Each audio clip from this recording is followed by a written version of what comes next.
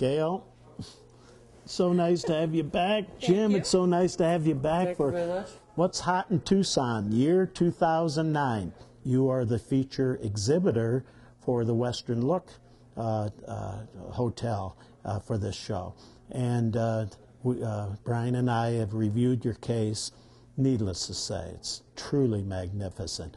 And Gail, as I was mentioning to you earlier, that I counted right offhand minimum 35 specimens I haven't seen.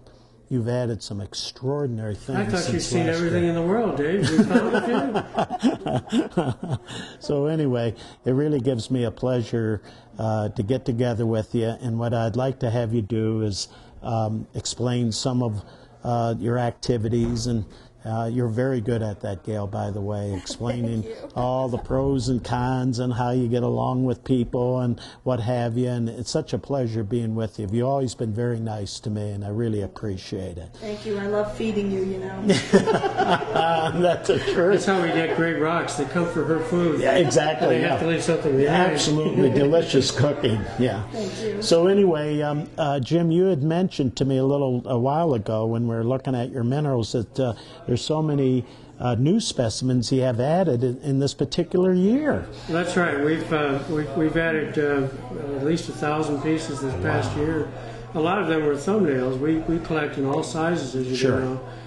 We started out with a hand size, then we started buying some bigger pieces and cabinet size, and then we went in reverse scale and started collecting a lot of thumbnails. And in fact, we're fascinated by that because that then took us to a lot of different localities, minerals we'd never heard of before.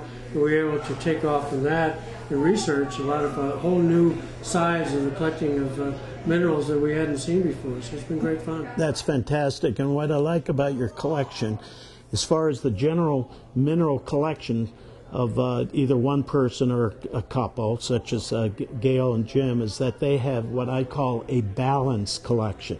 You have a little of everything, and I'm very proud of you collecting this way, because some collectors collect only certain things and very limited. I can understand it's a matter of affordability, but what you've done in your collection, you collect what you like, not to impress people in looking for compliments and so forth. You're not that type of people. You collect just what means a lot to you. It could be the smallest thumbnail, miniature, what have you. You appreciate all sizes, number one.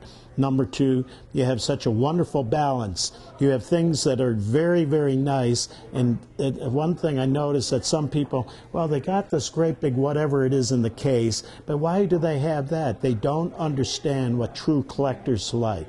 True collectors, you take your regular true collectors, whether they have money or don't have money, like to have what interests them. Crystallography-wise, color-wise, or you picked up the specimen as you were traveling and it remembers and reminds you of things. I had specimens like that myself, and I can see you're doing the same thing as what I like to do.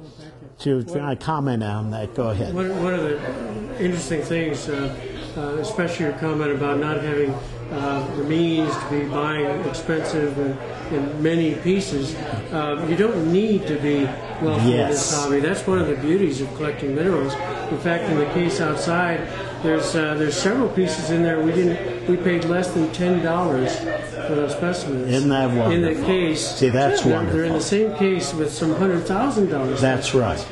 And it's the folks who can afford to pay for those very expensive pieces that get the miners around the world to go out and look for that next big find. And along the way, they find 10,000 smaller, lesser pieces that are just as nice and just as beautiful. And that's what keeps minerals from being as expensive as it might be otherwise. That is so true. Everybody can be a collector. That is true. And you know, collecting should never drive you up a wall. Exactly. Collecting should be fun and exciting, and you should be so proud of what you have. Exactly. It doesn't have to be the top of anything. It's just whatever appeals to you. That's absolutely true. A major part of what Gail really started collecting, we have a whole series of sub-suites within our collection. Yes. And early on, her background and affinity was color and art.